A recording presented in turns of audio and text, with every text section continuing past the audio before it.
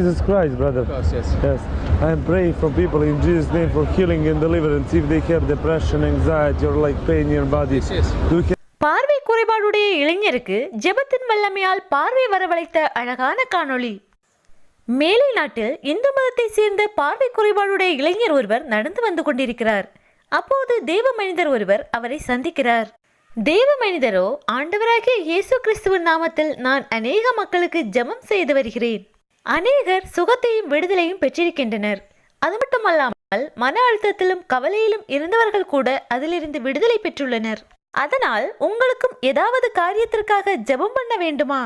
ஆண்டவராகிய இயேசு கிறிஸ்து அனைத்திலிருந்தும் உங்களுக்கு விடுதலை தருவார். நான் விளையாட்டாக சொல்லவில்லை, உண்மையைதான் கூறுகிறேன் என்று அந்த இளைஞரிடம் சொல்கிறார்.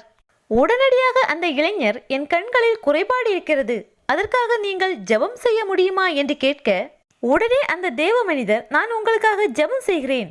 ஆண்டவராகிய இயேசு கிறிஸ்து மீது நம்பிக்கை வையுங்கள், அவர் உங்களுக்கு சுகம் தருவார். நான் உங்களுக்காக ஜெபிக்கிறேன் என்று கூறி அவரது பெயரை கேட்கிறார். அவனோ கேசவா என்று கூறுகிறார். உடனே தேவ மனிதன் இளைஞரின் கண்களில் இருந்த கண்கண்ணாடிகளை அகற்ற சொல்லிவிட்டு அவரது 2 கரங்களையும் அவன் கண்களில் வைத்து ஜெபம் செய்கிறார். ஜெபம் செய்து முடித்த பின்பு, நீங்கள் எப்படி உணர்கிறீர்கள்?